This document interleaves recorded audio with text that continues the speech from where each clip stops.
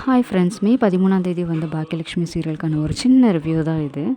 இனியாவும் அவங்க ஹஸ்பண்டும் காரில் போயிட்டுருக்கும்போது இனியா டல்லாக இருக்கிறத பார்த்துட்டு ஏன் என்னாச்சுன்னு அவங்க ஹஸ்பண்ட் கேட்க, என்னோட நினப்பெல்லாம் ரெஸ்டாரண்ட்லேயே இருக்குது, உங்கள் அப்பா கிட்ட பெர்மிஷன் கேட்டிருந்தா அமைச்சிருப்பார், நீங்கள் ஏன் கேட்கலன்னு கேட்க, எங்கள் அப்பா சொல்கிறது தான் ஃபைனல் டிசிஷன், ஸோ அதை ஒபே பண்ண கற்றுக்கோ நீயும் இனிமே அப்படின்னு சொல்கிறாரு.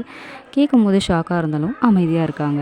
அடுத்த சீன் பாக்கியலட்சுமி அவங்க ரெஸ்டாரண்ட்டில் பரபரப்பாக வேலை பார்த்துட்ருக்காங்க. அந்நேரம் இனியா அவங்க அண்ணன் கூட வந்து அங்கே இறங்குறாங்க. அவங்க அம்மா அங்கே ரெஸ்டாரண்ட்டில் வேலை பார்க்குறத பார்த்துட்டு அவங்களுக்கு கொஞ்சம் வருத்தமாகவே இருக்குது. இந்த ரெஸ்டாரண்ட் இவ்வளோ சின்னதாக இருக்குன்னு சொல்லி ரொம்பவும் ஃபீல் பண்ணவும் செய்கிறாங்க. அவங்கள பார்த்துட்டு வரவேற்கிறதுக்காக பாக்கியலட்சுமி ஓடி வராங்க. அப்போது என்னம்மா இது சின்ன ரெஸ்டாரண்ட்டாக இருக்குது, ஏன் இப்படி ஓப்பன் பண்ணியிருக்க, என்ன ஆச்சு அப்படின்னு சொல்லி கேட்கும்போது, இதுவும் நல்ல ரெஸ்டாரண்ட் தான், நல்ல ஏரியா தான், டெவலப் ஆகிட்டு இருக்கிற ஏரியா, ஸோ நான் பிளான் பண்ணி தான் நான் இங்கே டிசைட் பண்ணியிருக்கேன் ஓப்பன் பண்ணுறதுக்குன்னு சொல்லி என்னென்னவோ சமாளிக்கிறாங்க. அடுத்து செல்விக்கிட்டேயும் இனியா கேட்குறாங்க. ஆனால் செல்வி சொல்ல வரதுக்கு முன்னாடியே பாக்கியலட்சுமி தடுத்து சமாளிச்சிடுறாங்க. என்னதான் அவங்க சமாளித்தாலும் இனியாவுக்கு மனசே ஆறலை. அப்போதைக்கு சரின்னு சொல்லி அவங்க கிளம்பிட்டாலும் வண்டியில் போகும்போது அவங்க அண்ணன்ட்ட கேட்டு தெரிஞ்சுக்கணும்னு நினச்சி வண்டியை நிறுத்த சொல்லி கேள்விகளை கேட்டு அடுக்குறாங்க. அவங்க கேட்க பதில் சொல்ல முடியாமல் திணறாங்க. எழில் இப்படியெல்லாம் கேட்டால் சரிப்பட்டு வராதுன்னு நினச்ச இனியா உடனே அவங்க அண்ணன் கையை எடுத்து தலைமையில் வச்சு சத்தியம் பண்ணி சொல்லு அண்ணன், இப்போவே எனக்கு உண்மை தெரிஞ்சாகணும்னு கேட்க உடனே கையை எடுத்துக்கிறாரு எழில். இதுக்கு மேலே மறைச்ச ஒரு பையனும் இல்லைன்னு தெரிஞ்சுக்கிட்ட எழில் எல்லா உண்மைகளையும் இனியா கிட்ட சொல்கிறாங்க.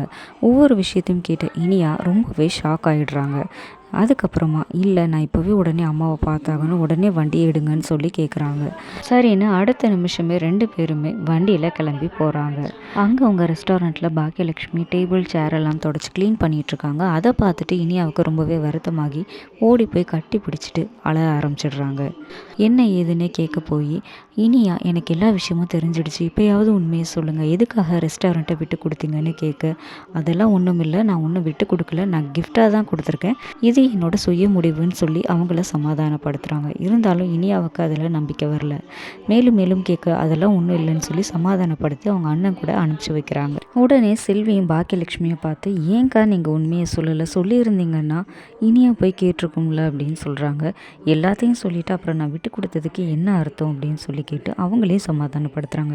அடுத்ததாக இனியா வீட்டில் எல்லோரும் சாப்பிட்டுட்டு இருக்கும்போது இனியா ரொம்ப டல்லாக இருக்கிறத பார்த்து அவங்க மாமியார் என்ன ஏதுன்னு கேட்க, ரெஸ்டாரண்ட் விஷயத்தில் என்ன தான் நடந்ததுன்னு எனக்கு கொஞ்சம் உண்மையை சொல்லுங்கன்னு அவங்க மாமனாரை பார்த்து கேட்குறாங்க. அவங்க மாமனார் என்ன பதில் சொல்ல போகிறாரு, என்ன சமாளிக்க போகிறாருன்றத அடுத்த எபிசோடில் பார்க்கலாம். அடுத்தடுத்த அப்டேட்ஸ்க்கு என்னோடய சேனலை சப்ஸ்கிரைப் பண்ணிக்கோங்க, லைக் பண்ணுங்கள், ஷேர் பண்ணுங்கள்.